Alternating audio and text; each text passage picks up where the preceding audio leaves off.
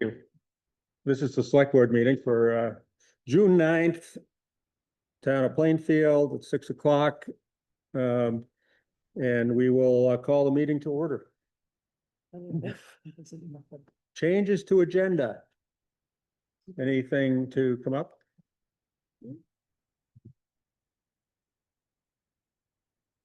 The only thing I would say is that there is I'd like on a future meeting to talk about whether we should have a rotating chair or not.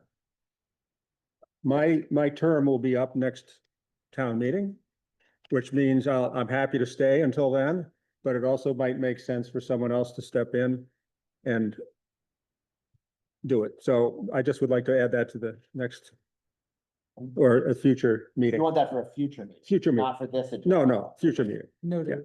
So that's noted. Notice, yeah. And announcements, any announcements anybody wants to make? It's nice to be able to see everybody. If it was only brighter. If it was only brighter. Yeah, Nick, I can open those curtains. Yeah. Okay. Josh or Brant, are one of you gonna mention the water award in your report somewhere? They are now. Well, we can do it as an announcement. I can just read what that Tim put out, Yeah. if you want me to. Yeah, great. yeah, please. Let me just, find, sorry, the way.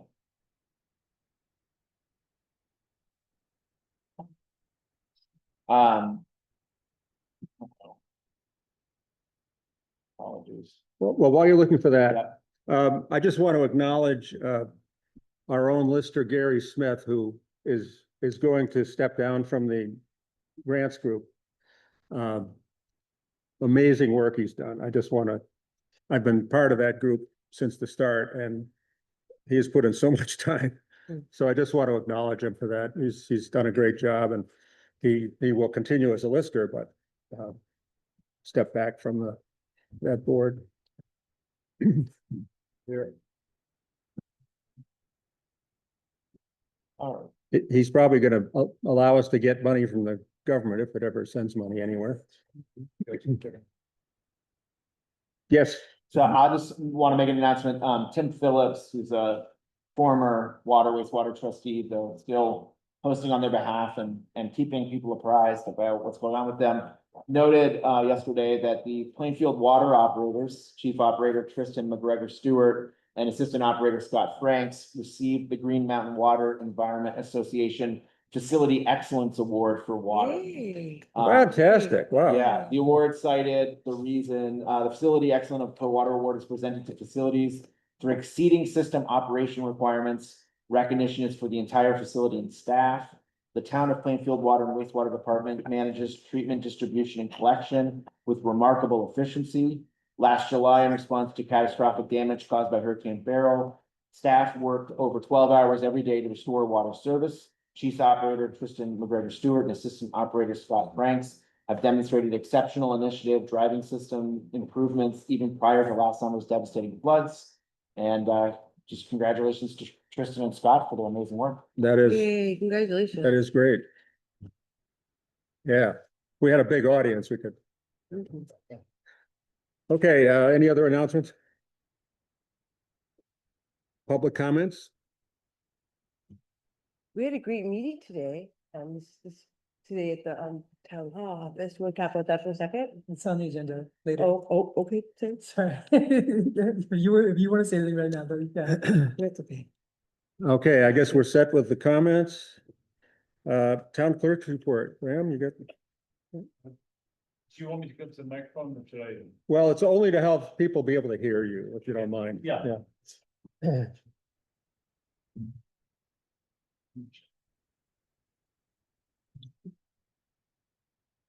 So, Graham Tillman, town clerk. Couple of things. These are not expense issues, but I do want to bring them to the board's attention going down the line. At present, the town uses the NEMRIC system for everything, including land records. Is this working okay? Yeah, it's working fine. It's just awkward for you. Okay, thank you, thanks so much. There is a very, there's another system that's called COTS that many towns use, COTS. And I had a meeting with the person. The value add here is that it takes extremely it takes less time to do the actual work. So the way it is now, when you're recording deeds and all this, you have to duplicate work. So this would make it a much smoother system and also a better interaction experience for the people who are looking up stuff online. So that's the COTS system. I mean, it's very hard to judge how much this would cost, but it's probably in the neighborhood of $30,000 to do the whole install, and then there'll be fees after that. But I just wanted to make the board aware down the line. Thank The you. other thing is that regarding internet in the municipal building, which I think by all measures is adequate. Josh and I were upstairs and we noticed that actually that building is actually hooked up for fiber. Which is an exponentially more powerful experience. Hmm. And in talking to the people at Charter, there might be the possibility of including the firehouse in that improvement. And overall, the town needs to organize and streamline how it's buying internet and phone across the board. It's right now, it's a very chaotic patchwork system. I think if we can get it all under one roof, I'll have sort of numbers and expectations. This is more, once again, I think that the internet that we have now is adequate. However, going forward with the increased demands of different things, perhaps that won't be the case in the near future. Mm. One other thing that the board should be aware of is, I know there was discussion last meeting of the abandoned building ordinance. Just so everybody has a sort of feeling history, in 2014, an abandoned building ordinance was proposed. And the reaction from the public was fairly negative. I will send the copy of that ordinance and the discussion around it so that you can look at it and make determinations. I would note that I think that I think Peter found the model ordinance, which looks a little bit less onerous, but one of the things that spooked people was the idea of appointing a building inspector, and you can read what the comments were back then. I would note that so that was like late 2014. In 2015, the push to make that change forced the adoption of a solid waste ordinance, which is on the books and we do have now. Once again, that could probably be more robustly enforced when we get the ticketing and all that organized, which is going to take some time, because we have to not only shape our ordinances, but train everybody and all that. So that's in the works. So that's it for me. Okay, Yes. I have a question. Sure. Oh, I'm sorry. Go ahead, I didn't see it. go ahead. Just going back to the NIMREX and versus COTS. So we'll get a presentation at some point from you. Yes. Does COTS, it has better features in certain areas like recording deeds, but does it also have other benefits over NIMREX, would you say? For land records, it's sort of, if you go to most of the neighboring towns, they've adopted either COTS or some other system. I mean, NEMRIC has some great features, but for this particular entity, they're not. Okay, It's not the thing. I think that people, can speak to the logistical advantages and also the having an online experience that's a little bit better and also easier to monetize. you know, when people go on and make payments and so forth. Okay, But you can decide whether or not it's value added enough to spend money. okay, well, that's one of the stuff we'll have to look at. Okay, thank you. Another Question? Another number question. Oh, So if we get rid of that functionality on Nemrick, does it save us money on our Nemrick account or? I think that module, I didn't run the numbers, but I'm sure that module is an extra charge, and yes, but we would, I don't know that. Yeah. I don't think you should think of it as significant enough. Okay, It'll no, be no, in I the just- mix, but yes, yeah, it would. Rose? I have the same questions, basically just wanting to confirm that you'd be bringing this back to us when it was time to do something about. Oh, yeah, And we yeah, didn't- yeah, no, this Yeah. is very preliminary and it's, Okay, thank you for the I notice. understand budget things, it's just trying to think ahead. Yep, great. Thank you. Any other questions? Oh, one more question, sorry. Oh, one more, yeah. About the internet and the phone. Yeah. Are you gonna be looking at? Like all buildings, so like obviously there's the municipal building and the firehouse, but then there's also the town garage, there's this building. All have some levels of phone and internet, the town's paying for? Yeah, I think that the building that will most come into focus is this building with the municipal building. And that has to do with logistics of where fiber is run. So fiber is run along Route 2. And I think it's easier to get everything on board, whereas when I started talking about the water plant in 99 Cameron, it got a little more, they weren't convinced that they could throw the signal that far without huge expense. Thank you. Yes, good It's question. just a quick comment that in terms of the viability of the present system. It's pretty good for everything, where it gets clogged up and we experience it is in the Zoom meetings. And then sometimes collapse on us, which would be nice if that didn't happen. And the other part is, now that Sil Relland is doing GIS mapping out of the office upstairs from the town clerk, that puts a tremendous amount of data demand on us. It slows down almost to clunky nothing, depending on how complex the work is that she's doing. But she has to move a lot of data. So I think it is a helpful idea. Yeah, it's nice to do something besides flood work. Thank you for that. The treasurer report, please.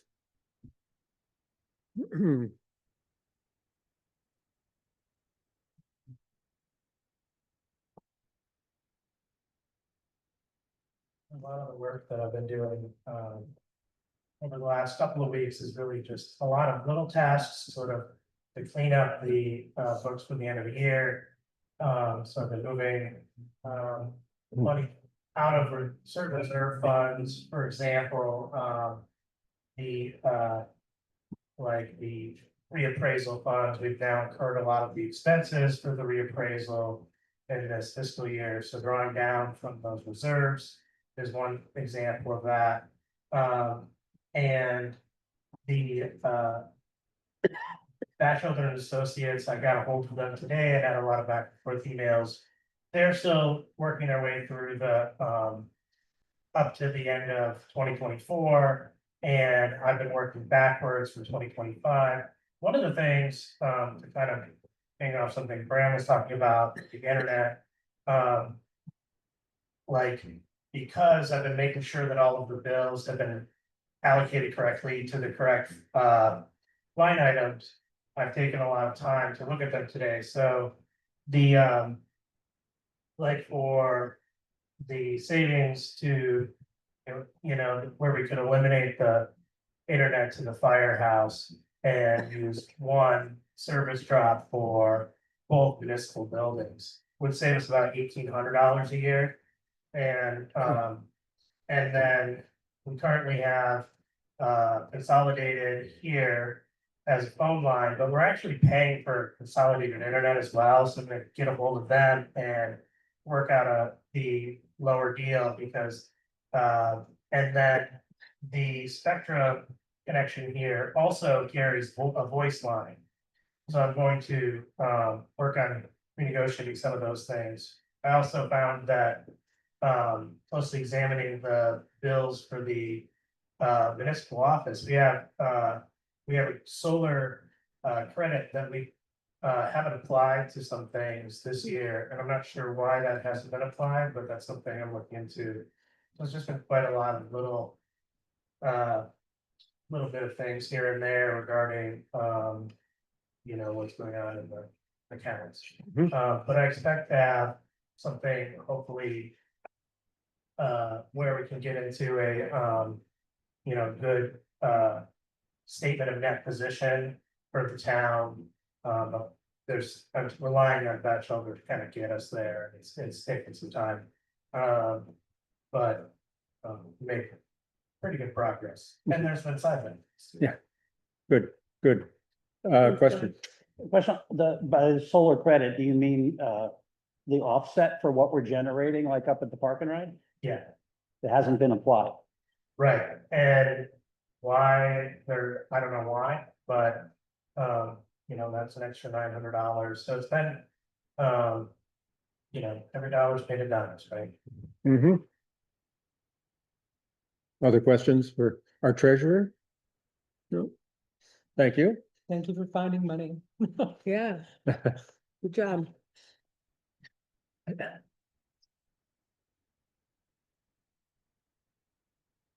Grant group, is anyone here who can address it? I heard. I think from Karen's out of town.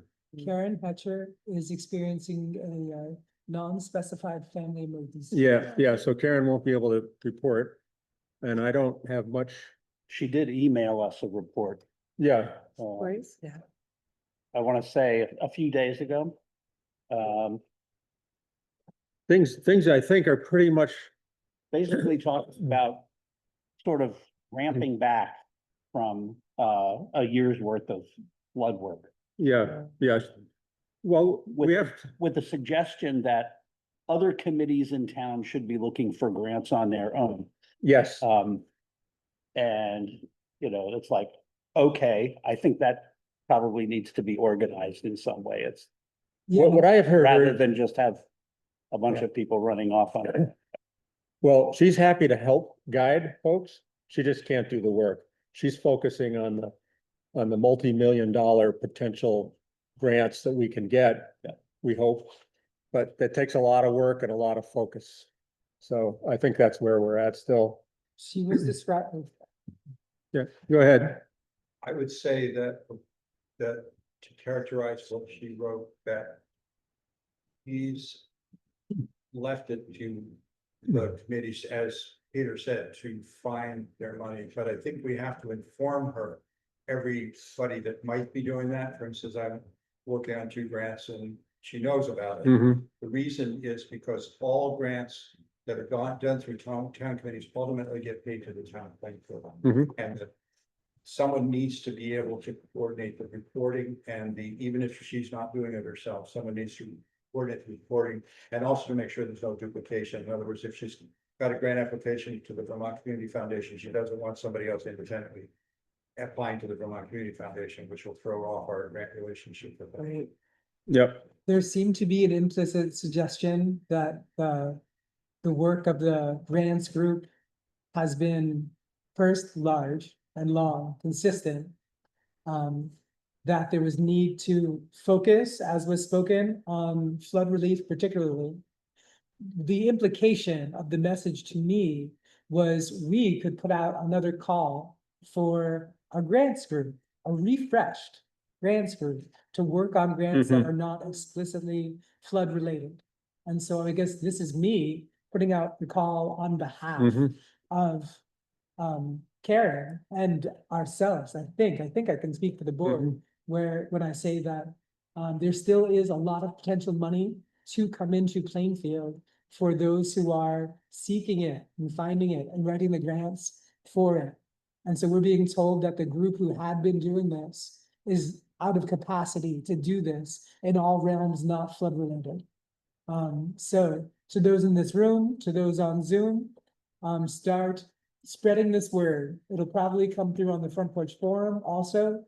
Notice that there is want again for a grants group, whatever, 2.0 to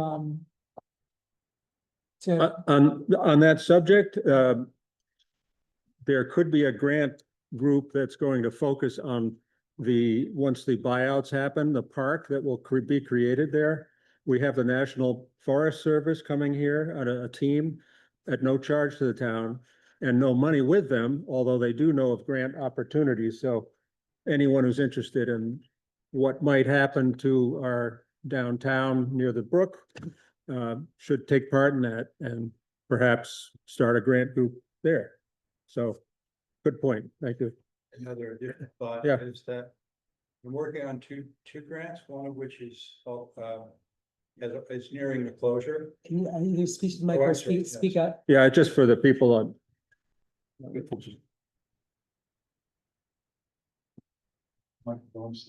So, there's a grant that's wrapping up, which is the grant to prepare the town better for upcoming disasters and emergencies, which has been primarily applied here in this building. And that's wrapping up. It should have been finished by now, but a lot of contractors to do the work haven't been available, so we're probably gonna go past a year. But at the same time, knowing that this work here is finished, the next piece, which is to deal with air quality and air temperature in this room. So I'll be working out to write a second grant to improve the air quality and the air coolness in this room. And then also there's another grant, which I'm pretty sure we've already got, which will be to improve security at the municipal building. It's basically a grant to us from the Department of Homeland Security, where they will be evaluating any vulnerabilities on any level in that room and helping us remedy them, and also providing access to funds to do that repair or that upgrade, whatever it calls. Okay, thank you. Hey, thank you. Does anyone know what the EVEAC group is gonna have a report on? They have a meeting on Thursday. Yeah, they have a meeting on Thursday, but I guess they were slated to be on a regular. They are a slotted standard agenda item. Yeah. I don't see any reps from them. I don't either, yeah. So I'm gonna be helping them set up Thursday, so we can, Do you want to say anything about the emails we've been getting? I don't know. Well, prior to the last select board meeting, Rose and I had met with Oh, Lawrence Miller. Lawrence Miller, all right, from right. the foundation, and Yeah. Lauren Geiger was there, and Arian, I think, were the others. Yes, And we came from that meeting, and we voted here at the select board meeting to ask Eli right.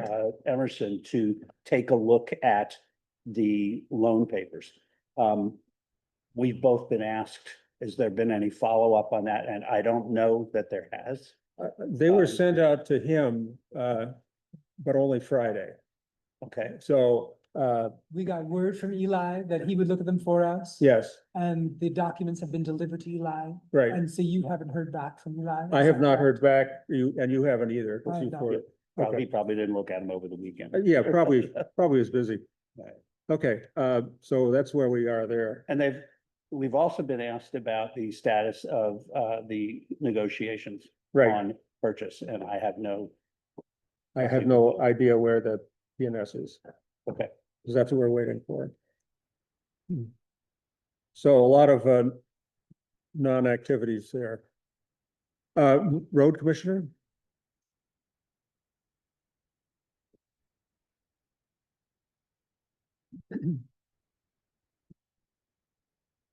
I do have one. What we calling it, EVAC, item. I spoke with Rick Burrows today, about the amount of added labor and, and time and attention, material cost of managing that area, Rick being on the EVAC committee. And,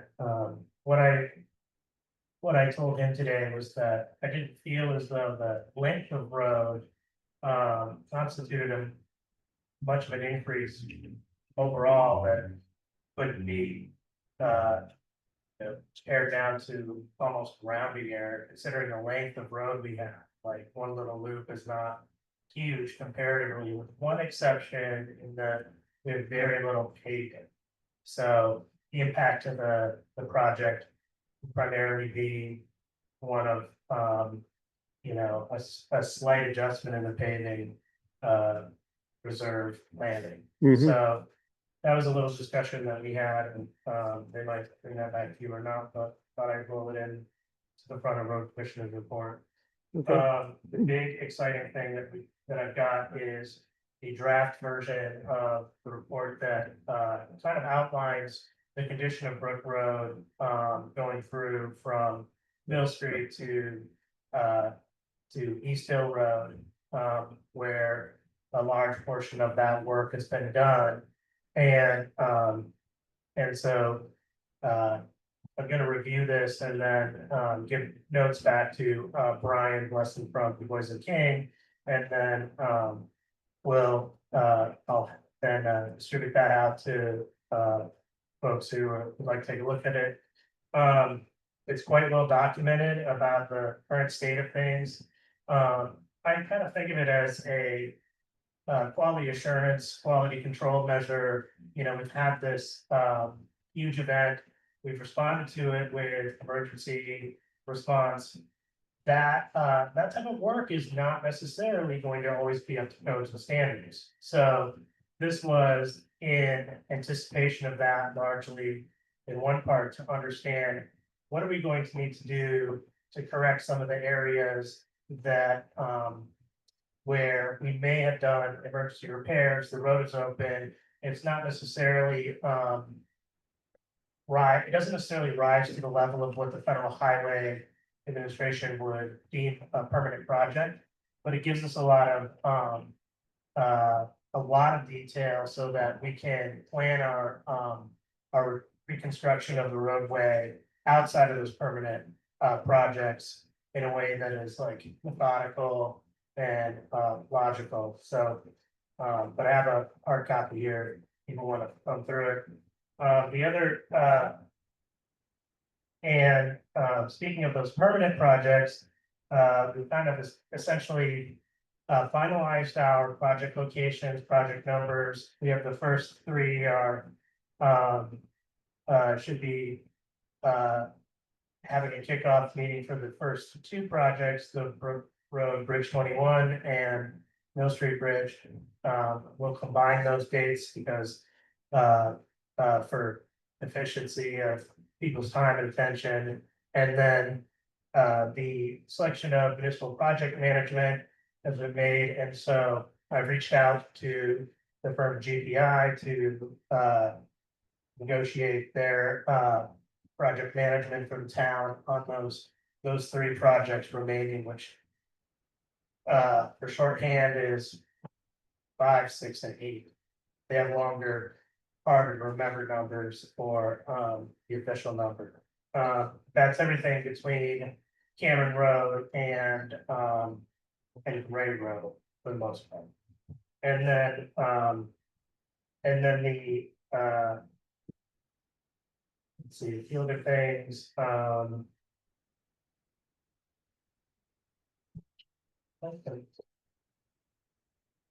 we already covered that. All right, any questions? This is the treasurer question, road commissioner, but at what point do you, and I'm going back to the grants report grants report that Karen sent along.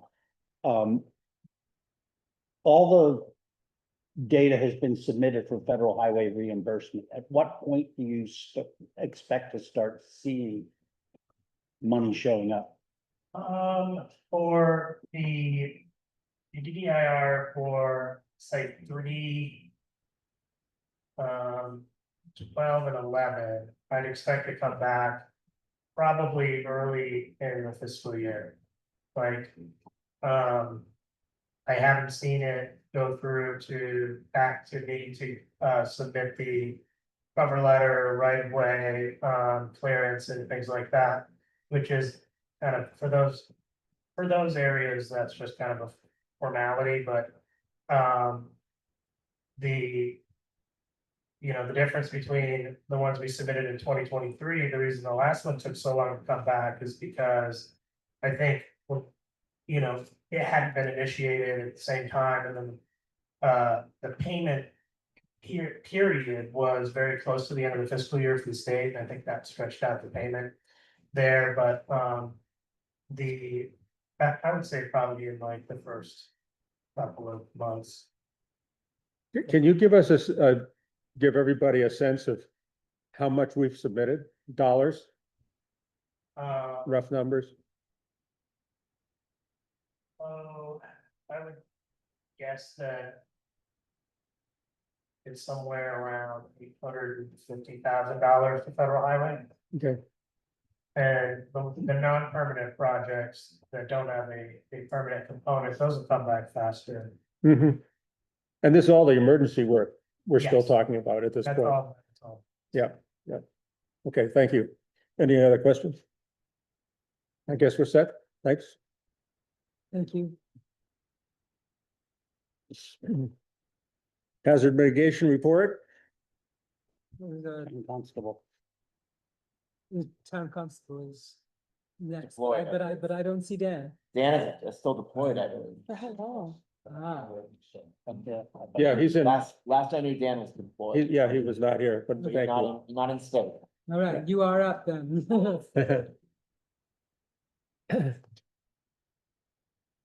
Everybody, Maggie Bear, Chair of the Hazard Mitigation Committee. And we had something really exciting happen, about a year and a half's worth of work sort of culminated, and that is our dam feasibility report. So, post 2023 flooding, we got in touch with Friends of the Winooski to talk about whether the dam was influencing the amount of flooding in the inside of the village. And so Michelle Braun of Friends of the Winooski got a grant for us to have this feasibility study done. And now we just recently got the report and the completed study, had a lot of really interesting things to say. So, basically, Friends of the Winooski started to project manage this alongside us. Let's see. So what we have done at this point is we have completed what would be considered phase 1 of this project. If the select board in town decide to vote to remove the dam, Friends of the Winooski found a contracting company, an engineering company called SLR Consulting, and they did the feasibility study for us. And their end result was that they do recommend removing the dam. They had some really interesting ways of doing hydrology, figuring out how much sediment was behind the dam, which there's considerable amount of sediment, approximately 4,000 dump trucks worth of sediment impounded behind the dam, which is affecting water quality and raising the flood levels, like by removing the dam and the sediment that's impounded. SLR deduced that it would lower the flood rates in the village, the flood levels, to reduce the Winooski down about 7 to 11 feet behind the dam, up all the way up to John Fowler Road, down a foot. It would increase the velocity, so there's definitely some considerations within that, because then the water would be flowing faster, but it would be cleaner and free flowing. They also estimate that there would be a natural cascade of rock formation underneath the dam now. The dam has definitely had considerable repair. It hasn't been inspected since the 2020 at some point, at which point it was considered like acceptable, and now they think that when it does get examined again, it'll be considered poor. There's leakage and seepage in the old construction, the stonework construction, and you can look at the sides and see that the abutments are being eroded, and so that definitely puts us at risk. Even in winter, like if water could get inside, which is going inside, it could freeze and make a rock slip out, or it could take out one of the abutments. And the way that they described it is if it does a partial failure like that, it's not so much that like it would be this huge tsunami of water, but it would be more likely that it would suck away all that sediment, and it would like erode the sides of the bank, which would put a lot of structures at risk. So what we have done with this information, actually before this information, because we, grant deadline. At the beginning of the year, Michael and the grants group and Michelle Braun submitted an application to the State of Vermont Hazard Mitigation Grant Program. And that has been received. The application is due in April. And so, there's been a little, like Michael will report more on the grant, so I'll let him answer the questions, since this is directly involved in that. So, yeah, oh, questions? I just have I went to one of the meetings that this was all explained about the dam. And people should know that it was built with blocks, right? I mean, this is the construction of the dam. It's not a poor dam. It was built long ago enough that it's just big concrete blocks that are leaking. So that's one of the problems. And what was the reason again for not letting the sediment run down the river? There's several reasons. It's full of phosphorus, which is can make algae grow, which is runoff generally from agriculture, which is very common here in Vermont. Mhm. And then also like it causes different problems as it moves through downstream. So they definitely recommend the sediment removal as part of it. Okay, Michelle Braun, Friends of Winooski, is devoted to figuring out ways to help us pay for this. So if we do, for instance, get the state of Vermont grant, or we find other funding, if it's not covered 100%, she's gonna work single-handedly to like figure out how to also make it to where it's no cost to the town. For instance. yeah, I was struck by the ecological report that came with it. There are two communities of brook trout that haven't been together in 150 years, that have been evolving separately. And the removal of the dam would unite these genetic streams now. And also provide, I think it's something like 150 kilometers of tributaries and new spawning habitat. Yeah. For the river It's trout. 110 kilometers, yeah, and the brook trout need to be in cold headwaters in order to survive our summers. So it would also open up a whole bunch of cold headwaters that they didn't have access to before. Yeah, I watched the meeting on the video and was struck by that in particular. And other things that have been mentioned. One thing that kind of stuck out was with the lowering of the river. There will be structures exposed on the houses and buildings. And could you comment on what was said that would address that in that part of the grant? Yeah, I can have Michael talk about the grant specifically, but I can say that part of the reason why we, in conjunction with Friends of Winooski, went the route of trying to find like federal grant or state grant money for hazard mitigation is that shoring up those structures can be part of our costs. Yeah. If we went for a grant, which we could get very easily to pay for it for the ecological value, the ecological grant money is not going to help pay it to shore up structures in town that are privately owned, you know what I mean? Whereas the avenue we're going, which is a little bit more competitive and maybe a little bit more complicated, will actually allow us to help out the homeowners in town. Those structures that would be impacted. They're also the most impacted by the flooding as well, so. Yeah. I'll let Michael talk about the grant specifically. great, thank you. Thank you, Maggie. Thank you. I also wanted to talk about the structures in as much as, I went with the building owners and the structural engineers from SOR, from house to house, and looked at the potential impact that would occur if the river were not pressing against the house. In other words, the river acts as a stabilizer then when it's not flooding.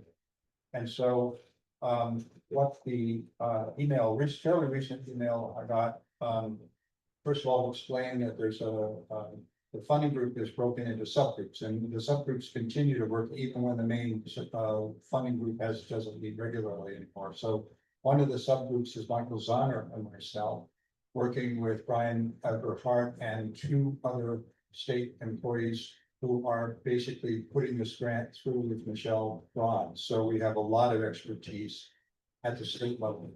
And Brian informed me because the source of the money to pay for this has moved from two different pots to a third pot. And we did qualify initially for a grant through hazard mitigation, but it was not as high a priority as it could have been to actually successfully get that money. So now it's been moved to a FEMA related program. And what he writes is that congratulations, the Plainfield Old Batchelder Mill dam removal floodplain restoration has been prioritized amongst the submitted projects. So we are, instead of being at the bottom or the middle of the list, we're at the top of the list for this new funding.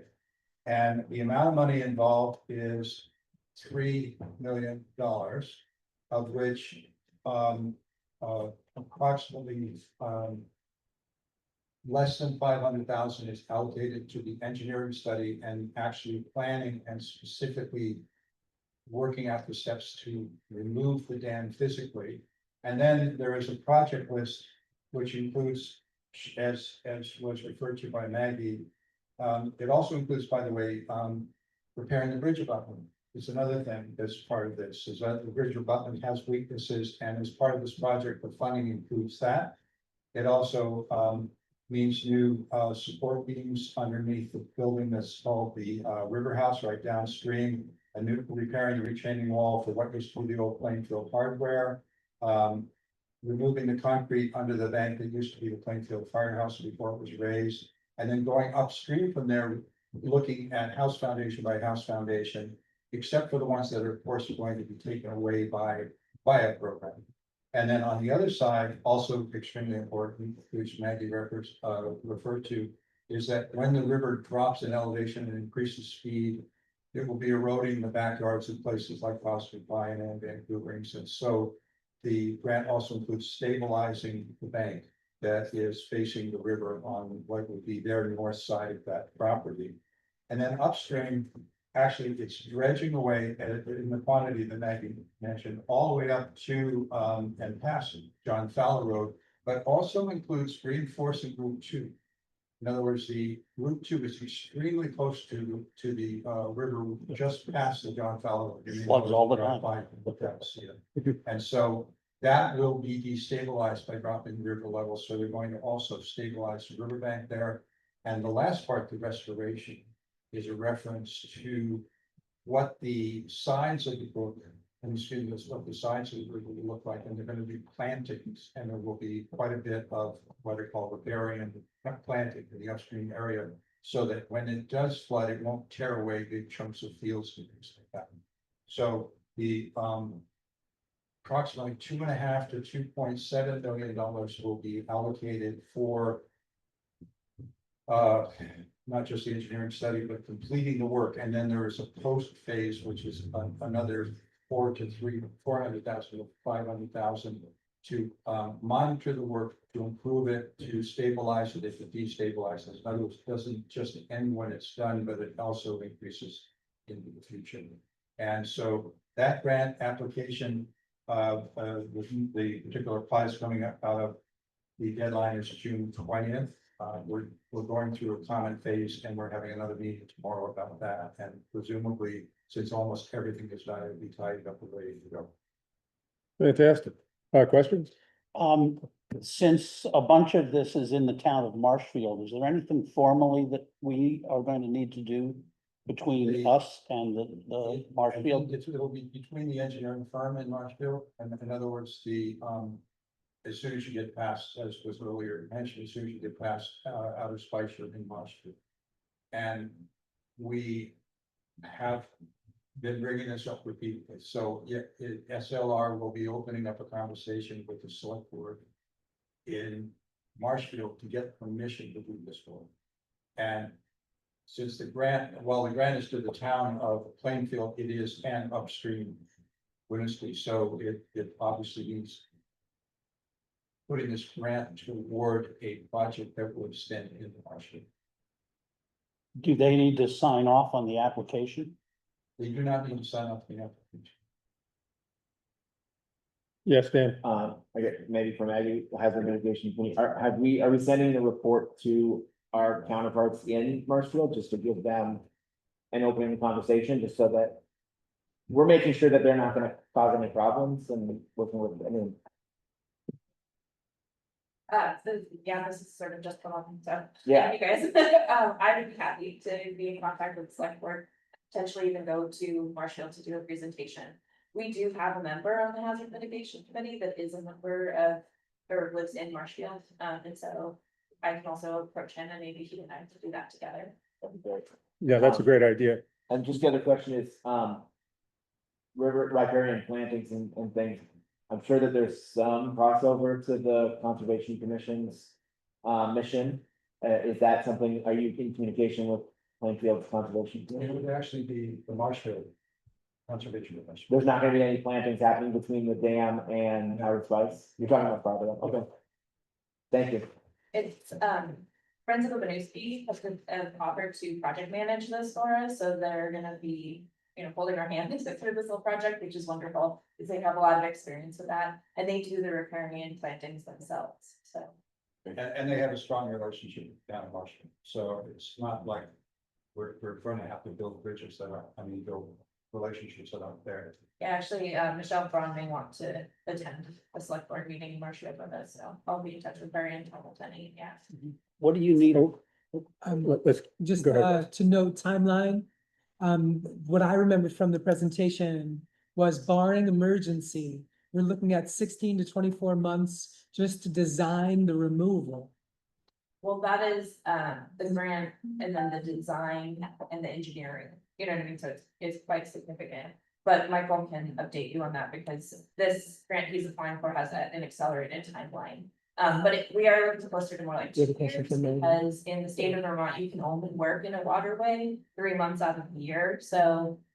Whenever we got done with the process of the design and stuff, it would have to be the following summer that we would actually be able to do the work. I see. okay, Peter, I was just gonna ask, what do you need us to do and when? Right now, nothing, but when we get to the point where we have approved funding, we would definitely need to. Have you guys sign off on that because all of the funding will go to the town of Plainfield, or I guess partially the town of Marshfield. But through the town of Plainfield, because we're the grant applicants, the town is, and then, when the dam, like when it would actually start getting into the design phase, we would obviously have a lot of informational sessions and keep the public aware of it, you know what I mean, and have their input, because of course it's extremely important to us. To have the public see that. And I should add that while the work is happening in Marshfield, it will not be paid for in any way by the town of Marshfield. In other words, the money won't go to Marshfield. It will be paid to construction firms and trucking firms and people who are actually employed by the grant. So they would be basically improving the situation downstream in Plainfield by working upstream. And the last thing, which we didn't say yet, is that the ledge that has been identified that is under the impounded water above the dam is very rippling. It has lots of changes in elevation. So it will produce what they are anticipating will be called a water cascade, which is kind of an attractive feature with water running over various levels of rock. That will be in the center of town. And the last thing I should say for people listening publicly is that we definitely pushed in the beginning to retain the dam. I mean, it wasn't necessarily given that the dam would need to be removed until we saw the study. But the dam itself is deteriorating in a way that would require a great deal of repair, about 150% more in cost. And a very different way of working. So, excuse me, so it was strongly recommended because of the benefits to wildlife and brook trout and that sort of thing. and do I remember that, as years progress, if we were to maintain the dam, we would be getting fees from the state who has to do inspections on the dam, and we'd be responsible for repairs. Yes, any repair, in other words, the grant would cover this, the future new dam legislation that kicks in on the 1st of July, is going to do this.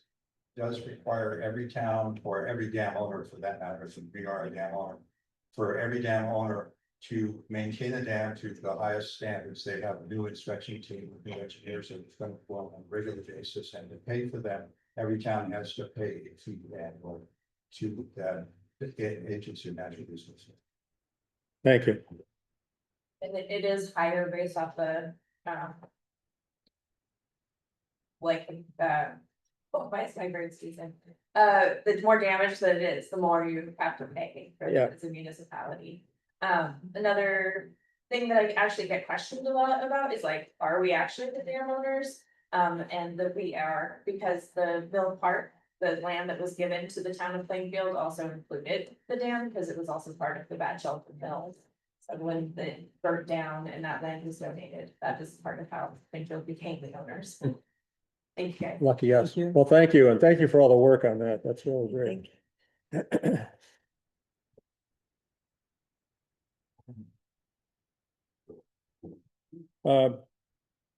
Route 2 intersection. Yeah, so Patty and I met with Josh and Patty Coburn from V-Trans last Tuesday. And we sent you an email, sent everybody on board an email, but a couple of points I wanted to read for the public. That Ken Roby, who had come here a couple of meetings ago, and Patty was with him at the time, but Ken basically made the presentation. Ken used to work for the state. He now works for Du Bois and King. However, Patty clarified that he still works under contract to V-Trans, and so he is an official person on this project. Patty also clarified that no one at V-Trans has given a green light to any reduced project yet. It was pretty clear that they want to have a reduced project. However, we don't have anything official, and I know both Bram and Carl, you had asked for some information. Yeah. And she told us that within 2 to 3 weeks, which now we're down to 1 to 2 weeks, we should be receiving some kind of formal something from the state to which we can then figure out a response. It was an interesting conversation. It was a pleasant conversation. I mean, we went over some history and stuff like that. We talked about, can we do something in the interim with crosswalks or signalizing? You know, we have, for example, at the post office, there is a crosswalk. There is a sign. There are landings on both sides, but the painting has disappeared. Patty said that's actually something that is the responsible of the district highway garage. And so she was gonna follow up on that. To see why that hasn't been painted. But if we were to do something here at the town hall, we would need to put in a up to standard landing pad to receive the crosswalk in order for it to meet the federal highway standards. And the same thing if we were to do something at the library.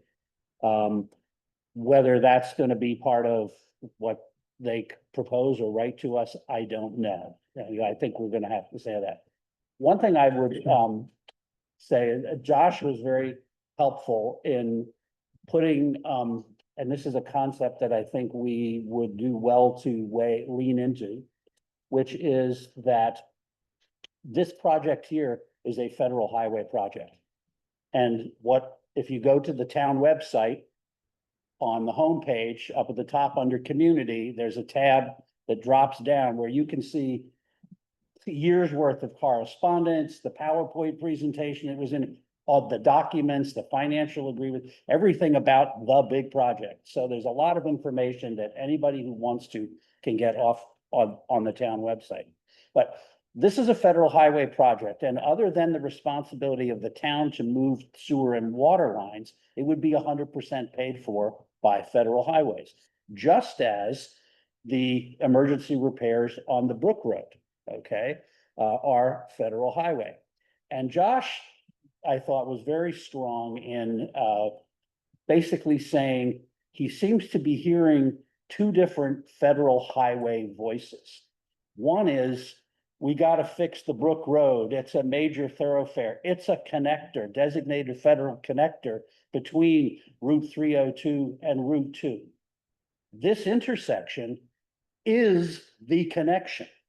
Yeah, it's not, You know, so it's not something that exists as an island unto itself. It is part of a system. And yet we seem to be hearing, from two different federal highway voices that may not be on the same page here. So I thought it was an interesting discussion that way. But the upshot is, we do have to wait for a document. I would also say that I did send out, at Bram's suggestion, he suggested we might need some allies here. I had a long phone conversation with Senator Andrew Perchlik, probably about a half hour, 45 minutes. He's very familiar with the situation. He was very much involved in the public hearings way back when. He used to chair the Senate Transportation Committee, now chairs the Senate Appropriations Committee. And his sense was he would like to help. And he believes that V-Trans would be interested in negotiating something here. So what we don't know. Bram also suggested that we might find some other allies. So I did send a lengthy email to Mike Davidson, the new owner of Goddard, but also the new potential owner of the Playfield Inn right here. I've not heard back from him. I did reach out to Travis Hodgkins, who owns your brother's old law office building over here, so he's aware of the project. Josh gave me his landlord, Ruben Ramirez's contacts, and I had a conversation with Ruben, which was immediately followed up by a phone call from Carol at the office, because Ruben had already contacted his attorney to go and try and clarify whether the road in front of the old hardware store is actually a public highway or part of the property of that building itself. So there's some land research going on there. That's an interesting little wrinkle in there. Yeah. That's not actually a road. That's the building owner is allowing people to drive across their land. Mhm. So that's. But isn't it within the number of feet from the center line of Route 2? At least part of it. At least part of it. Well, yes, at least part of it or whatever. Anyway, the attorney, Sarah, I'm blanking on her last name. Anyway, Carol had already pulled the files out. Whatever they do, whether it's the old project, the old big project, or some new project, they thought it was important for them to have an understanding of what their land and property rights are. Yeah. That's Yeah. good homework to do. Bram has a comment? The question of who owns the space in front of that building is actually the old one. I came up with the town with the parking spaces. The town attorney at the time, Jim Gemelli, did do research on this and felt that the old deeds were very vague, referencing landmarks that don't exist anymore and all that. So it's an open question, but what's not really an open question is there is no eminent domain claim that can be made against the town or the state. So whatever they want to fight about, there's no way that that's going to be shut down. It's just not going to happen. I think I don't know about eminent domain claim, and nobody mentioned anything like that. The attorney asked the question in terms of where these projects were in terms of their process. And I said, oh, they haven't started down anything. I said, but if the project itself needed to take some land, they would need to exert eminent domain over the property owner, not the other way around. It was, but what I'm referencing is many years back, previous owner wanted to try to exert eminent domain over because they had an ownership claim in front of the building. Oh, I see what And you're saying. I'm just saying that didn't go any. Yeah. Back then, I don't know what the. Yeah. Well, new ones- there's gonna be new research Right. underway right now on Next that. question. Yeah.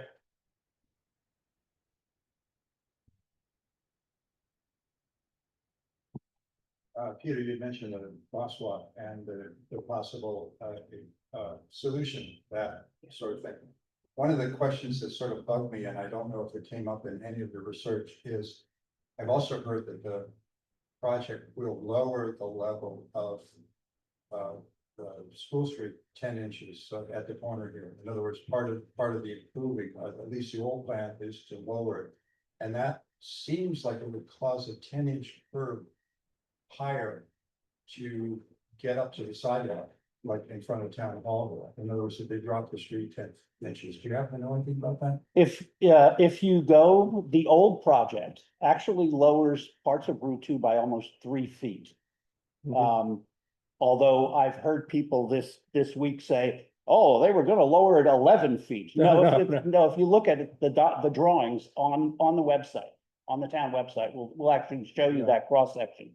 As it comes up closer here to the town hall and the crosswalk, that lowering lowers. So I'm not sure at what point it might only be a foot or whatever. Well, The new, I thought I heard that right out front, in other words, the corner of, the Hill Road and, you know, right at this corner right here, at the entrance to our handicap parking.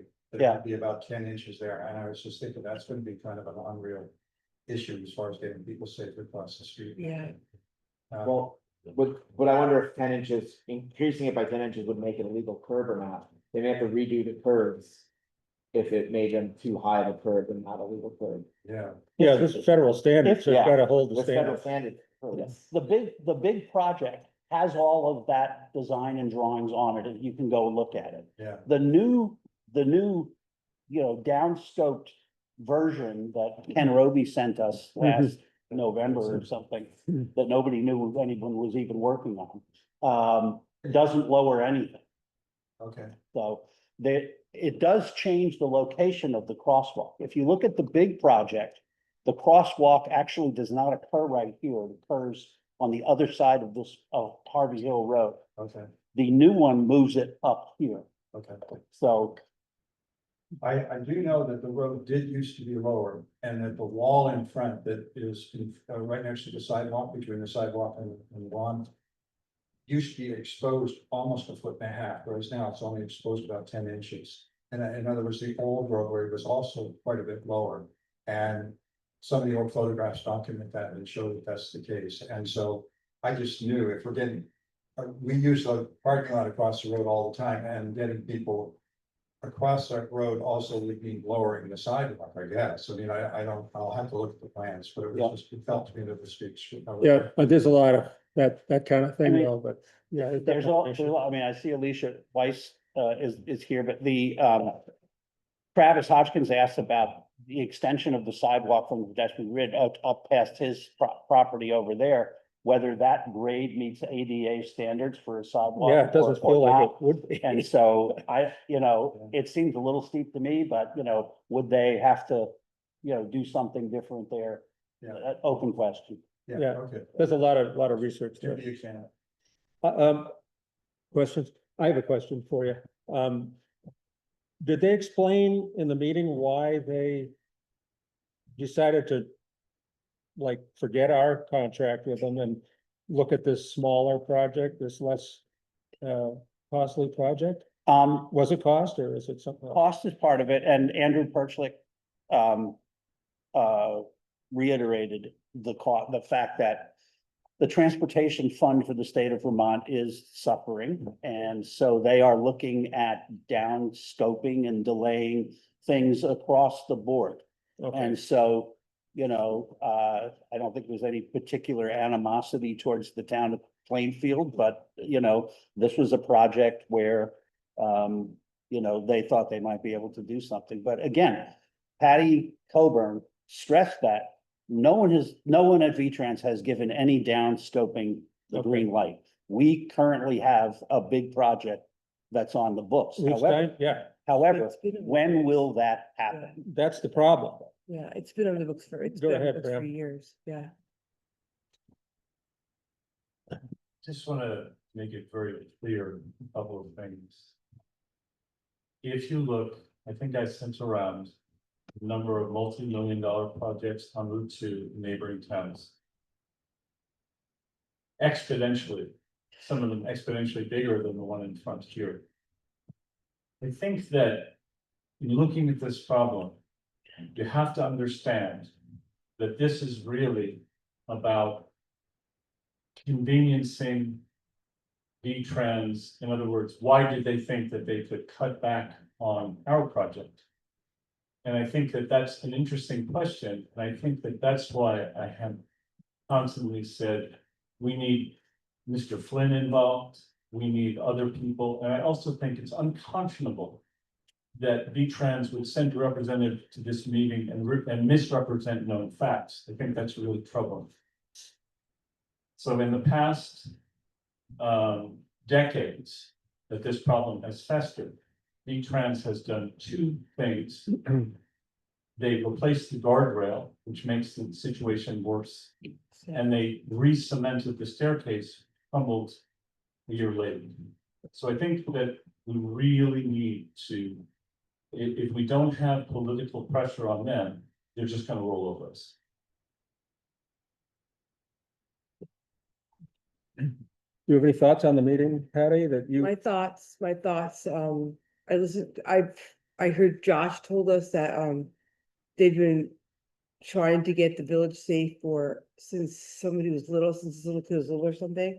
And it's been like almost 20 years. And, I feel like we need to stay on it. We just really need to stay on it. When they send us, more information, we need to write back to them. We need to Mhm. respond to it. We need to not let it go. Yeah, I just feel like it's been maybe, for some reason, gathering dust for a long time and we've not been on it. I will send everybody on the board a newspaper article from the Times Argus in 1969, talking about this. Yeah. Do you have any reputable newspapers? Yeah, I mean- you can send us? so, I'll just say what I was saying is that Patty, she was saying that, I can't remember where I was going with this now. It's just been going on for so long, and we asked for little things like, can we have the crosswalks repainted? Because there's one in front of the library, one in front of here, and one in front of, where else? Post office. And she just kind of like shook her, I think there's little things we should be able to do right now, and we kept asking that, can we do these little things right now to make people safe in crossing? Just right now, and I was hoping they'd give us a paintbrush to do it that weekend. But it sounds like if we don't stay on them, it's not gonna happen. yeah, It's gonna be another 20 years. It Dan, sounds like the post office one can be repainted. Is there an actual official crosswalk at Yeah. the library? No, no, And definitely not one here. not one But here. Well, there's no sidewalk on But there used to be. Well, but I don't think it's legal. you don't necessarily have to have a sidewalk, you have to have a landing pad. What does that mean? If you go up and look by the post office, where the crosswalk is, you'll see, it's basically a square of concrete with the little thing with bumps on, a little Yeah. plasticky thing with bumps on But it. it does go to the There's shelter. that little bus shelter. Yeah. Yeah. Okay, so you can see, if we had a pad here and a pad at the library, Well, that's- yeah. it could receive the cross. I guess the question is, how do we, what can we do to do that kind of smaller work that? Yeah, because kids, Well, kids. I know there's also an issue with right out here being too close to the curve. You can't have a crosswalk like right after a curve because it's not safe.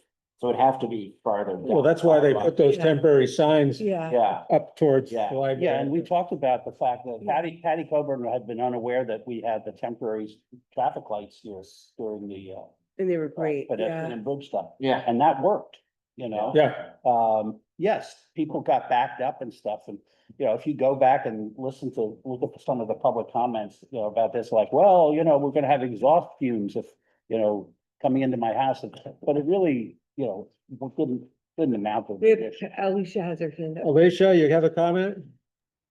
Thank you. Where is she?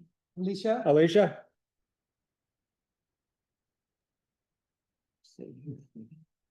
Not working. We see you on mute, Alicia, but we can't hear you.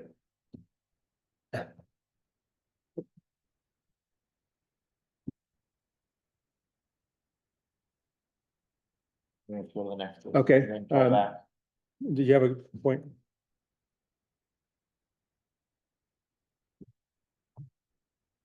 one possibility that might be possible to effect with their help. Looking at Patty's point, is that we have in the equivalent of a landing pad to the right of the opera house as you face out, which is the entry to the drive, the back driveway. In other words, it's got, it's road level, it has a ramp up to the sidewalk level. What's missing on the opposite side is a sidewalk of any kind. And the other possibility is to have a strip of sidewalk from the parking lot to a ramp opposite the one that's already in place. So that the crosswalk could be almost right where that temporary crosswalk sign is right now, the one that says crosswalk within 300 feet. And that's an option that perhaps we could persuade them to do in the short run. Yeah, Yeah, I think we need more than just a landing pad on that other side. You know, because we have to have a wheelchair to be able to go somewhere. But it occurs to me that we could perhaps get it so it's in line with the driveway that goes down to the parking, so people could. Well, probably more realistically, if we're using this driveway, is a sidewalk from kind of the edge of the Plainfield Arts property just to the municipal parking lot. Yeah. And so Oh. the municipal parking lot would be an official town thing. It's something people can get to. Oh, right, And so right. we could just have, because I'm sure the sidewalk is easier to figure out from there to there than the one from the bridge up the hill. Oh, Well, definitely. the downscoped illustration that they sent us includes extending the sidewalk from the bridge up to Yeah. and including a crosswalk over to, Yeah. you know. But and I had the I don't same- think, I don't think anybody had any issue with that part of the design. The issue was with what they were doing with the island and not doing Yeah. with the Yeah. intersection. Well, no, so I'm wondering if like, as we negotiate, if there are short-term things that we can get that build towards the bigger problem, like, I mean, obviously the big problem's right there. I, I mean, So I, are there shorter term things? that we I can- look to Josh and Patty, I think we left Patty Coburn with the Yeah. strong feeling that Plainfield would like to see some short-term stuff. yes, right, like, yeah, right away. Betsy has her hand up too. Yeah. Betsy? Yeah, I'm very glad to hear that, I'm trying to be on video, but anyway, okay. I'm very glad to hear that you mentioned and brought up short-term solutions and maybe, when talking with them, I know we're trying to figure it out. What would need to be done so that we could have a crosswalk by October? So that by, for next town meeting, we could have a safe crosswalk. And if that is possible, also at the library and at the post office. But the other thing I thought we should hopefully continue to demand or is that we get the money, we get prioritized as a town in need and as a town that has been overlooked, so that the project that needed to be done 30 years ago is yet to be done. And it still needs to be done. So if they could do anything, such as improve that, do the quick fix and have us on the list for the real improvement that's needed. I think that's where I think we should be negotiating, asking for both.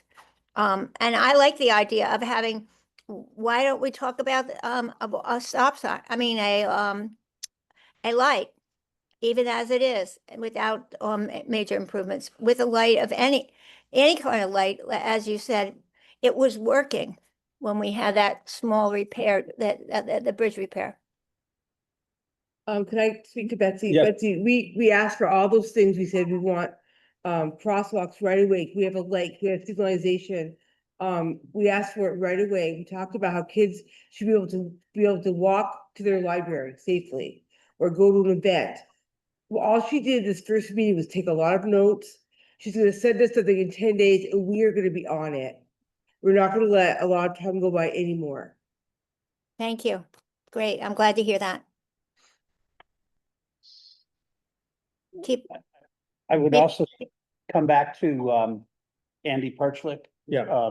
Who said he was a great listener and again, knowledgeable on this, and he said he would be willing to help.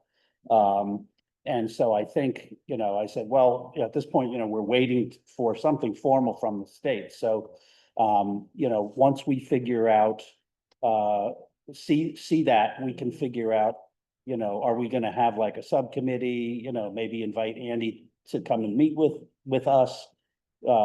He almost sounded like, he would have come out to, the meeting last Tuesday, except he was trying to get caught up at work while he was on legislative break at the moment, but, I think, Bram is right, there is some political muscle there, and I think would use that with Yeah. Andy to help negotiate something that will work here. I think it's time we apply the political pressure we can, because it's been so long.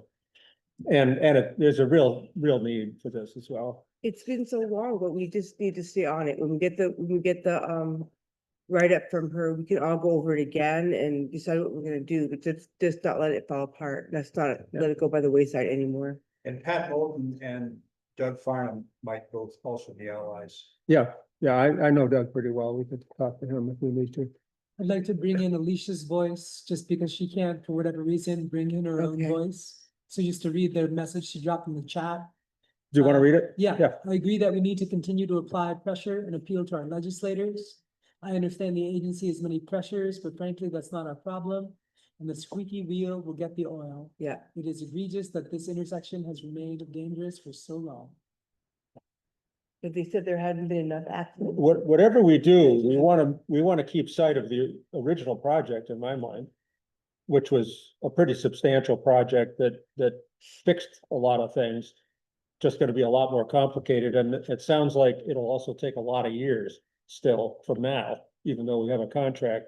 So anything we can get done now, whether it's a light or Crosswalk. this reduced project even, that then would be somewhat redone or adjusted down the road.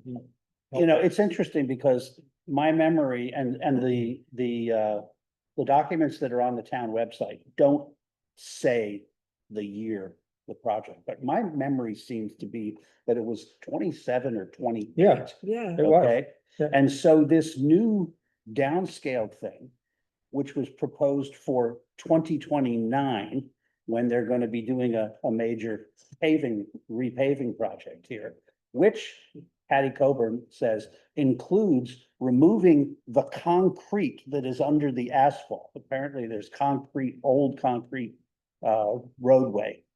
I mean, this is if you look at Route 2, you know how when you leave town, you go out into the rural countryside, there's always like 2 feet of pavement that kind of cracks and sinks down on the right-hand side of the road onto the shoulder, and the same on the left. That's because the main road base goes back to the 1920s, when the federal highway standards said your base road underneath only had to be that wide. So as we've widened this, we have these things which sink after every repaving and reconstruction, and so, That's a substantial project. that is a substantial project. So they will be removing concrete as part of that, but 2029. So if this is current, the big project is currently, scheduled for 2027. How did it get delayed? Has it in fact been delayed? We don't know. We don't know. We don't know, but we have to stay on it, that's for But sure. we'll stay on it, yeah. Thank you. Any other comments, questions? Well, thank you too for And John, for doing that. That's really good, and I think we just have to maintain pressure. So we're waiting for the next step, which is the report or the proposal, mhm. Some correspondence something. from And you got that, So I correct? imagine, Yeah. I mean, unless they don't send it, which will also be an item, but Well, then- our next meeting will have this as an agenda item once again. Yeah, it would seem like it. I will hope, Yeah. Good. Do you want to? Patty did Betsy. mention some other names. There was a woman who, was in part of the correspondence, but now she has a new last name. So Erin, Right. somebody, it it was used that. to be Paraiso, now it's Yeah. something else. And then the big engineer person above, Not the Secretary of Transportation, but, the head of the engineering section. So, I mean, she did give us the list, these are the people who are involved. Okay, Betsy's hand is out. Betsy? Yes, hi. I just want to say that after we approved the project a few years ago, I know that Alice Merrill was on continuing to communicate with the Department of Transportation.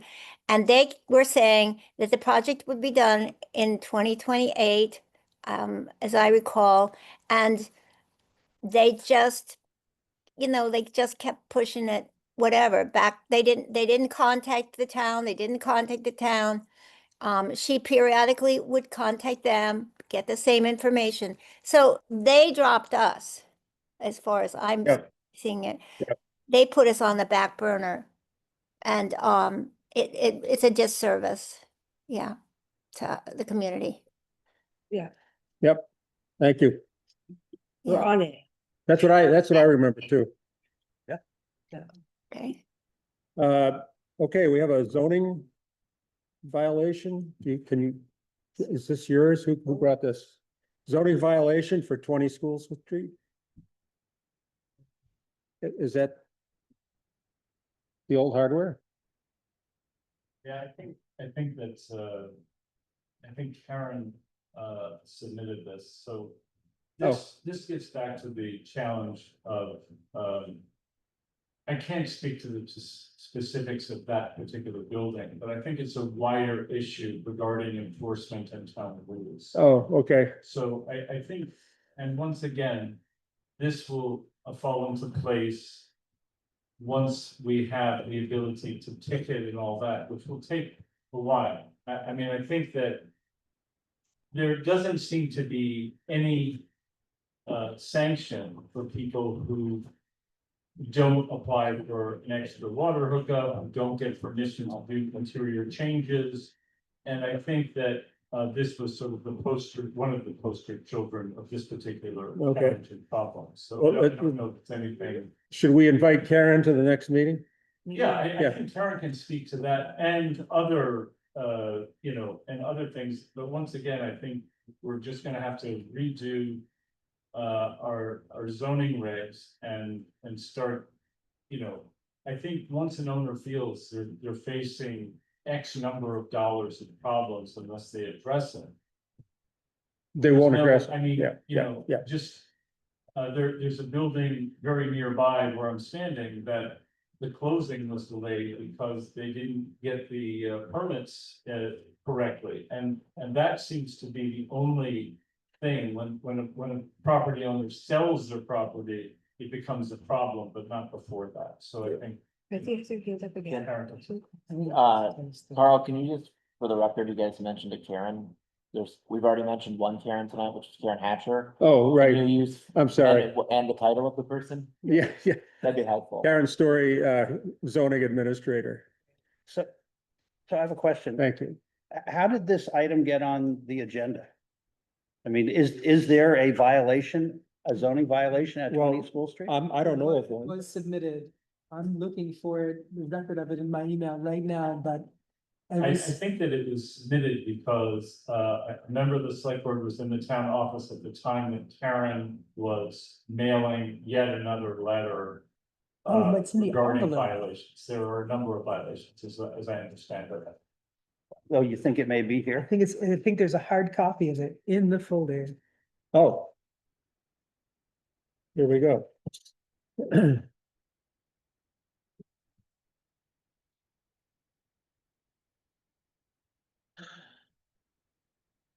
I don't know if I want to read the whole thing, but it's a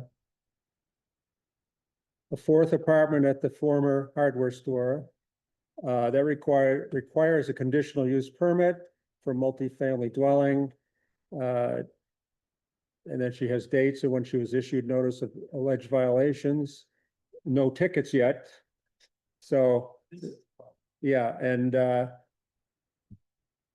no land developed on delinquent, defined herein, including a change of use, shall be commenced in Plainfield until a zoning permit has been issued by the zoning administrator.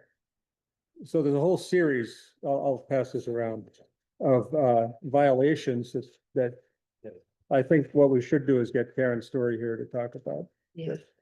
You want to pass that around? Yeah. Yeah. But back to the municipal ticketing, right? Is it your interpretation of the judge's ruling we had on the Bean Road issue?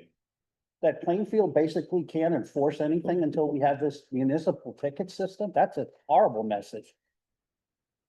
I think it's a horrible message. I don't think it's as precise and clear as that. I think that what we need to do is bring our ordinances up to quote unquote spec. I think that the old system presumed a good citizen who wants to cooperate. That was the default mode. And what we have in these cases are people who blatantly defy the rules. Now, once they do that, we're kind of flat-footed because although Karen has written complaints and so forth, it's a little bit distinct than writing specific violations over a period of time. And it took us, I mean, think, Peter, of how long there were blatant violations and it took us to go to court. Whereas I think that if we had a stack of very clearly defined with date violations, specifically naming problems, our standing in the court system would be much greater. So I don't think it's a question of no enforcement at this point, but it's just very difficult for us to move. So then maybe this is on the agenda so that we might schedule a moment to update our ordinances. It seems like a lot of this is hinging upon updated ordinances. And so then, like, what special group, what special team, what special time is being designated to update ordinances? Yeah, and I think it's clear, we have to have a clear ordinances so that when tickets are being written, they're being written against a rule. Right, and I think that probably, I think it would be good if Karen met with a couple of select board members. I'd be available as well. There are other towns, there are model ordinances. There's a way of doing this. The process of creating an ordinance is a little bit cumbersome in that there has to be a hearing. The ordinance doesn't take effect immediately, even if it passes. There's a 60-day wait period, so it's a process, it's something we haven't done in many years. Not that we can implement it, but can we figure out all the steps to a ticketing process so that way when the ordinances are updated officially, there's also the ticketing process exists? No, absolutely. I think that what I would want to do is have all the different agents, and I designated, the zoning administrator, dog warden, all the different people to sit with and take yet another class. We've had sort of an overview class. We do have the ticket books now. And it's, so it's just it's a step-by-step process. But I think that but I think, Dan, you're absolutely right. It doesn't require training and there are people available to do it. And there are different departments that are gonna be able to issue tickets. So each department may have different, and will have different ordinances. Yes, I guess I wanted to put before the board, are there 2 volunteers to pilot what is the ordinance work group to get together, probably separately, with our zoning administrator, our Health officer. health health, officer, we have the the constable, animal control. the animal control. Wasn't there 4? There was, Yeah, it was Peter, Karen, zoning, constable, animal control, health officer, and zoning. and, okay, and constable I missed, okay, yeah. We have 3 questions on this? To answer your question, I am not volunteering until the damn personnel policy is done. Yeah. Personally, I want to get that one cleared off before I jump into anything else, but I was just reading through there are 2 notices that Karen sent out, one from 2022, Yeah, one from June 5th that says, please reply by June 9th, I think, was, you know. So they haven't. 7 days. So it's a work in progress. Yeah. I don't think there's a official, she basically is saying you need to have an application in, you know, by this date. Right. Otherwise, you know, there'll be a violation, so. And right now, there's no penalty for a violation, but if we get an ordinance put together that has a penalty, then that will start to get attention. So we'll have to think about how that committee would be formed, I think. I mean, our ordinances do have penalties in them. The question is, you know, must we use this municipal ticket or can we go an alternate route? I think there are ordinances that do have provisions for penalizing, but you have to specifically name that there is a specific official from the municipal level writing tickets on that ordinance. It has to be kind of specified. So I think that the best attempts in the past were just not, it wasn't, we weren't really in a ticket writing mode. We assumed a good compliant citizen. And I think that we need to sort of step up our game. Everything.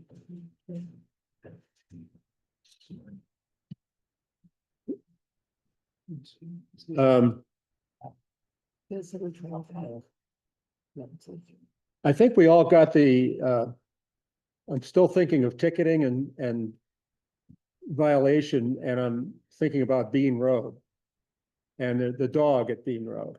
And according to Dan Caddy, they're considered to still be in residence there if the dog's there. That was confirmed Yeah. by the state.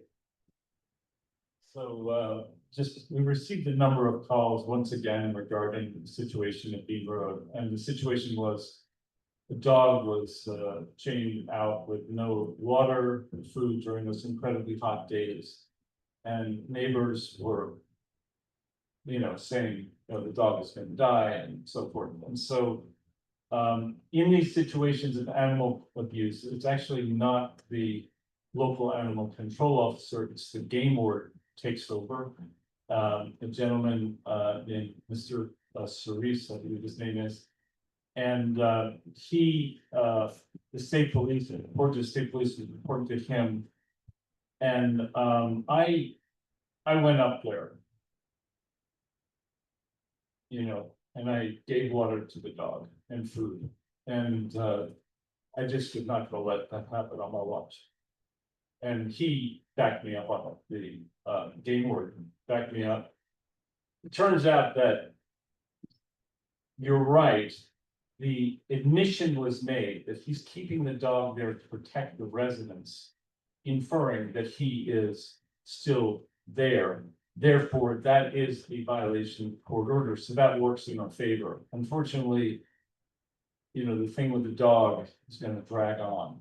And I have very grave concerns because I just, you know, this is animal abuse, period. Yeah. And the idea that the dog is there to protect the trailer is a little sketchy because you can enter the trailer, the dog is tied up in the back. You know, you could enter that trailer, so it's kind of flimsy all around. I don't think that the person's really thinking about anything. Did Yeah. the game warden or the state police do anything about it? According to the game warden, because as long as the dog is fed and watered and outside and quote unquote protecting the property, they can't seize the animal. You said it's not. In other words, I mean, I think that the person is hiding behind the law. You know, and you know, we can't, you know, now there seems to be water there, you know, so forth. I mean, I have, one of the road crew is looking in on it, and actually contacted me this morning, with concern, and I said, you know, our hands are tied in terms of seizing the animal. I mean, even what I did does not conform to the letter of the law, but just, it was an emergency situation, I'm just not going to put it up. Thank you. Thanks for following up on that. Okay, so let's talk about the disability insurance for personnel. There was a comment, Josh, that you gave me that we should consider that, especially given what happened to Sean. Well, I don't think it would necessarily come into play in that exact instance, but you could easily have an accident outside of work, and that's the kind of insurance that this is for. Oh, okay, Accidental, like, or. You know, issues of like your, you know, you are disabled temporarily, you have something to fall back on as insurance. I didn't have the follow-up on the details for that, but I think it's something we should look into further. I certainly benefited from that the summer before. Last summer, when I had an issue with my cervical spine, I was unable to work for months straight, and the insurance was able to provide like 60% of my income. I don't know what this particular plan would provide, but I don't think it's a very costly benefit to add, and it can really make a big difference for people. yeah, my recollection is that they're adjustable or variable. You can select features that you want in those policies, and I also remember them not being that expensive. But that's all old news. I don't know, it could be expensive today. Can you get some information for us so we can look at something? I'd ask you guys to reach out to the folks, because I'm swamped right now and all the other things. Okay, so you're just bringing it up to our attention. Yeah, that one has his hand up. Dan Yeah. What's that? has a question. Oh, sorry. I just wonder, I mean, this feels like specifically a thing that should be part of the personnel policy, and I'm wondering why we're not having this conversation within that document, and why we would have a whole separate conversation about adding an insurance when we're having a whole personnel overhaul. Well, it was kind of timed, I think, because Josh mentioned it to me. Well, no, I know, I just don't know why, like, with Peter getting feedback on personnel policy from all of us right now, Right, I don't know why why wouldn't that just be something raised in that process rather than It in hasn't an open been- meeting? It hasn't been raised in that process. Right. And my approach to the personnel policy document has been to correct typos, errors and omissions, and incorporate things where the voters or we, the select board, have taken action, such as Juneteenth, health savings accounts, dental insurance, clarifying the family policy, clarifying that our town treasurer and town clerk are appointed, not elected. In other words, not creating new policy, okay? And I have sent out, multiple communications at this point, and no one has mentioned disability insurance back in feedback. I've gotten other comments, so far, but. we always have the option to Anytime. yeah, we can do it anytime. No, I understand, I just feel like it feels like a better process than, Yeah, Well, so. like, no, I mean, no offense to Josh, but like, the idea, like, we may need a disability insurance with no information and no research, like, feels like it could have went to Peter, and like Peter could have said, I don't have time to research this, or I will research this, Yeah, since he's doing the personnel policy stuff. I don't know, it just feels like a better process. as I opposed to- wasn't looking for new stuff. I'm happy Yeah. to do that. I mean, it's like, when do you actually, adopt a policy? Because it could be changed tomorrow Yeah. as well, but like, I think there's plenty here for us to like, okay, let's get this out of it. It's kind of like what we're doing with zoning, Yeah. like, okay, get this, and then there's still some stuff we need to Yeah. clean up.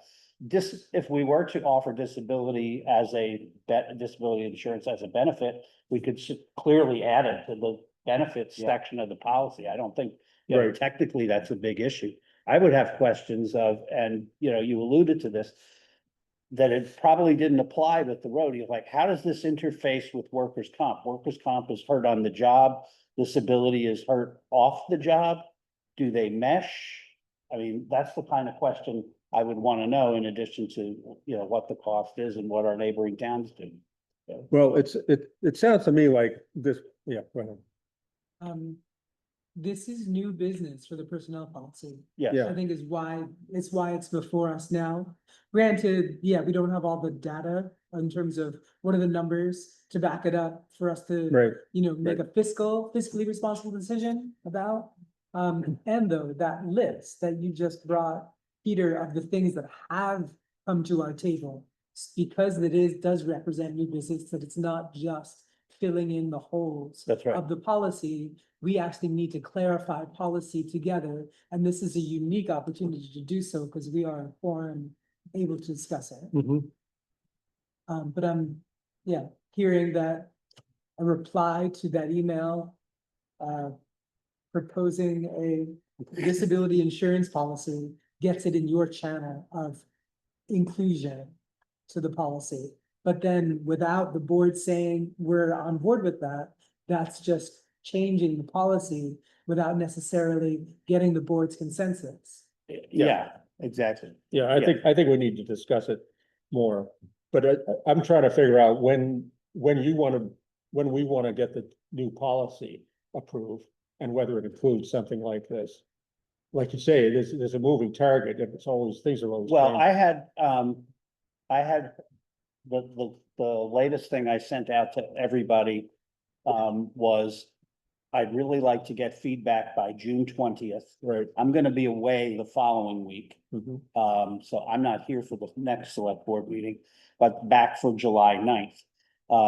And I was hoping that we could get that. Now, Carol Smith did reply and she says she's too busy She's to too busy. look at anything before then. So Yeah. is it gonna be not July 9th, but 2 weeks after that? But, you know, we're not on a statutory deadline here, you Right. know, but I'd like to get it out of the way before we move on to ordinances, Yeah, you know, yeah. or, you know, the next flood or, you know.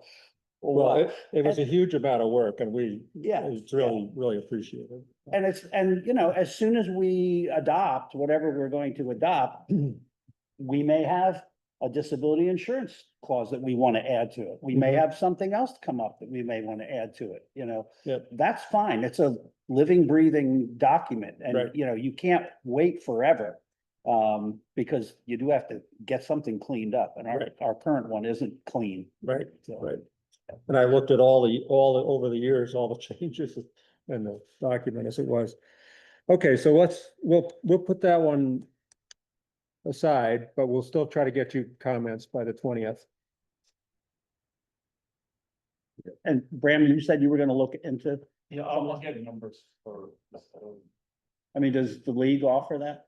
I'll ask our broker Yeah, who does the, you know. the other the stuff. Other policy, it's, PSAP, I can't think of the company, but they'll be able to give us a figure, I assume.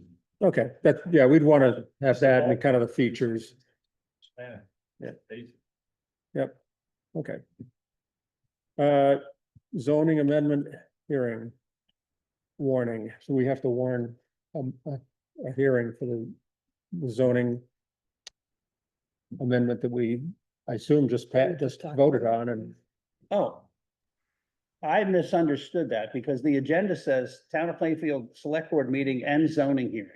So I thought this was the, That was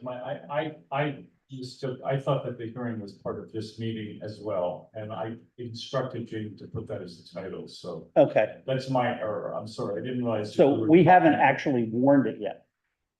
I mean, mistakenly that. Okay, so it's not a, That's my error, I didn't realize it was discussion about when, I thought it was basically, we can incorporate it into one of the meetings, so. I'm I looking at- apologize. Will Colgan over your, Yeah, top of your I head. apologize Yeah. for. Yeah, this is just to set the date for the hearing. It's just a brief recap.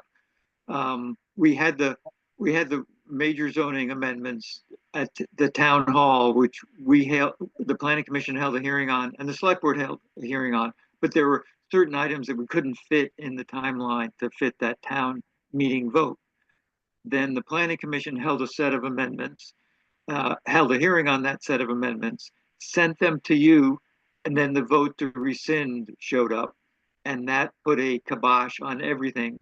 I remember Bram getting a opinion from the Vermont League of Cities and Towns saying, don't do anything until the rescind vote is resolved.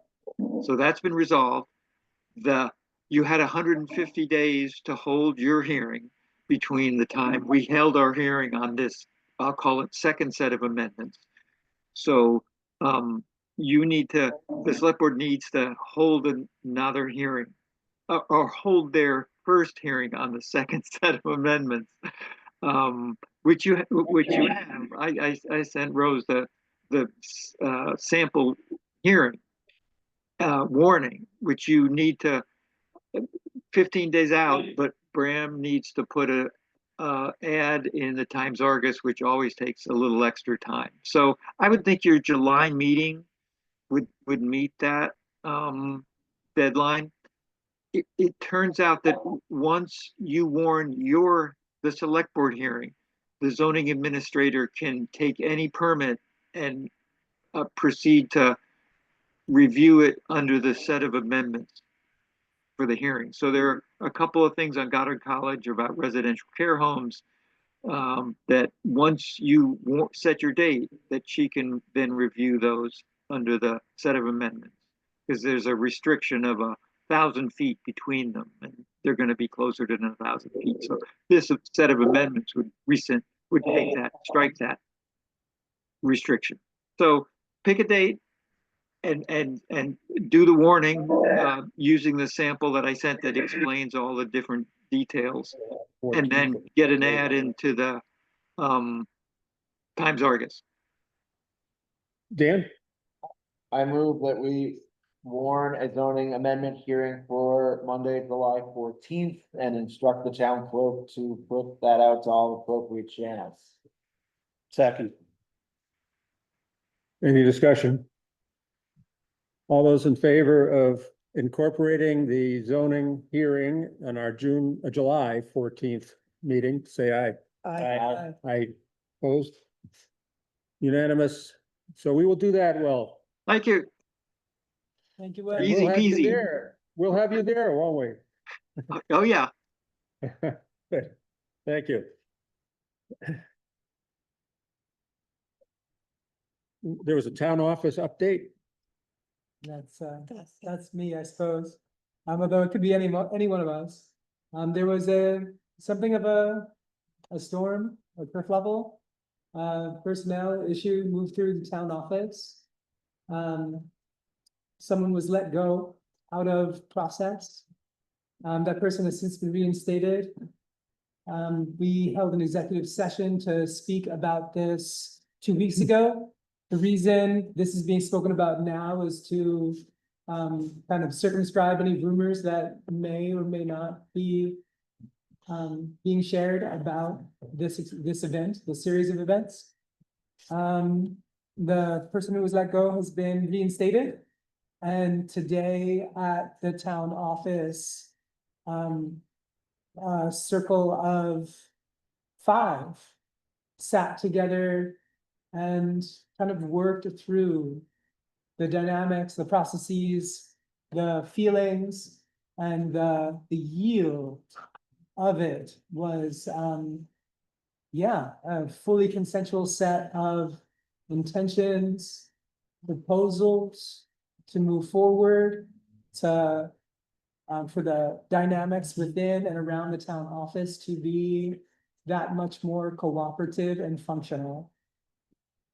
Great. Well, thank you for, That's the broad update. I mean, Patty was there today. I don't know if you want to add anything, Patty. I was there. I feel like, in layman's terms, some bad things happened because we didn't have the right policies really in place. There's a lot of people that are working really hard and getting upset about things not always being done the right way. And I think we just needed to have these things put in place. Mhm. And I feel like everyone felt really safe. Good. So somebody even said I feel really safe and valued. Thank you. So it was good. It was really good.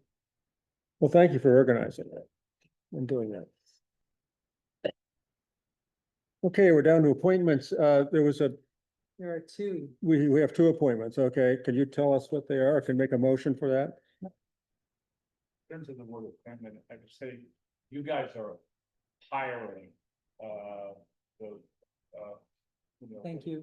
It's Road- hiring, not appointing, appointing. Right, is- right. Thank you, right, yeah, thank it you. says appointments, but you're right, we're Hiring. hiring, okay, Thank you. thank you. Different. So one of the appointments is, excuse me, one of the hires is, Carol Smith as the assistant town clerk and assistant treasurer. Since the change of form of how, town office staff is now, appointed rather than elected. We have, as a board, appointed and hired as town clerk, Graham Tobin, and as town treasurer, Josh Pitts. And this leaves Carol Smith not yet actually appointed, kind of a, yeah, she's like fallen through the cracks temporarily. This is a moment to address that Mhm. and formally hire her, Right. which is a natural consequence of shifting our methods of hiring at the town office. And John is the other one, correct? For the road crew. Phelps. Could I make a comment?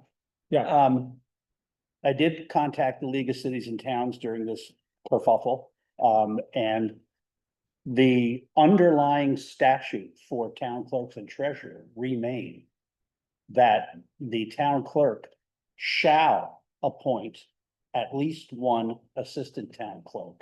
The town treasurer may appoint one assistant treasurer. The town clerk may appoint a second treasurer. However, No. since, excuse me, second assist, whatever. Tripping over the terminology here. Yeah. But the attorney said, and their online, guidance for towns that have switched to appointment rather than election of those two major offices, said they still are required to do that, but they should seek the approval of the legislative body. So So- it basically says that the process starts with the town clerk and the town treasurer for their assistance and comes to us for approval. Mhm. So- yeah, So I think Carol Smith's would still be appointments, because she's hired to the town. But would then be appointed by Josh and Bram in those roles specifically. We would do it based on their recommendation. We're not rehiring Carol. No. Right. So just want to make sure we say. Yeah, appoints. I was confused. I read the state statute as saying. The state statute specifically says elected town clerk. That's what threw me, not appointed. But I will support however the board wishes to proceed, or whatever you want me to do, I'll do it. So, thank you. if I may just read what I wrote and see if you want to change it at all, Francis Rose, Francis Rose moves that we appoint Carol Smith as Assistant Town Clerk and Assistant Town Treasurer for the town of Plainfield. Can we- So she's already hired. Well, yes, she's on her payroll. She She's has on been her- the whole okay. time. I think it's just like a lot of roles in town. I think there's a regular like after town meeting, I don't know if it's yearly or if it's less likely than that, you reappoint, or you can either appoint new people or reappoint. This is one of those yearly. Yeah, so every year Yeah. in March, right after town meeting, we should be reappointing Carol or whoever is serving in the roles of assistant treasurer and assistant clerk. I can't say hearing what I've heard tonight, I know exactly what to do, so I defer. to Your those who point. have stronger opinions about how to word this Well, so- motion. What it is, I think what it is like every time we finish a town meeting, we're like in a new session of Yeah, yeah. town government. There's some new select board members, sometimes there's new clerks or treasurers when they used to be elected. And so there's these appointments that have to happen on a regular basis. Conceptually, I get it. Yeah, yeah, But yeah. in terms of actual language. Appoint, yeah. I To think me, it's like, this isn't my wheelhouse Yeah. of expertise, so I want to defer to those who have a stronger sense of what language is required. Well, And if you're okay with I will that, say yes to. all right, and I'll just second, I'll just And second hire. that. Okay, you'll second that? Yeah. And is this just for Carol? We're doing both here? Well, no, because the other one is a hiring, Yes, okay. so it should be a different motion probably. So did we vote on that? No, you need to call the vote on Okay, Carol on Smith Carol, as being appointed. Okay, we're gonna have a vote on Carol Smith being appointed, reappointed. All those in favor, say aye. Aye. Aye, Please. and no opposed. So Carol is back with us. Welcome, Not sure if she'll be excited or not Yeah, about yeah. that, but we'll check in with her. Okay, we need a motion to hire John Phelps. And is that spelled Phelps? It is. Yeah. Okay, We need to make To, a what's the motion. position? Is road crew, I think. He's, see, um, so driver, heavy equipment operator. Okay. Driver heavy equipment operator. So we can make a motion to do that. Nick? Effective May Can I do twentieth. that? Yeah. yes, go ahead. I'd like to make a motion that we hire John Phelps to be what is it, heavy equipment? Heavy equipment operator and driver. Heavy equipment operator and driver for the town of Plainfield, Effective May 20th, 2025. effective May 20th, 2025. At a pay rate of $28 an hour. All right, I pay rate of $28 an hour. We have the full- At So we the second it. pay rate of over 20. Second, Yay. Sorry. You got it all, Dan? All those in favor, say aye. Aye. Aye. Aye. Yeah, having vote, I just wanted to say. Oh.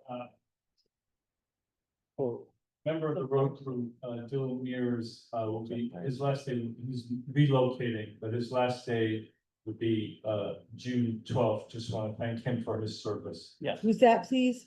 Dylan. Okay. Dylan, yeah. Thank you, Dylan. He has been great. He's moving to Ocala, Florida. So good luck I'll to tell my brother. him. Yeah, I have friends down there. Okay, approval of warrants, approval of draft minutes, I'm sorry.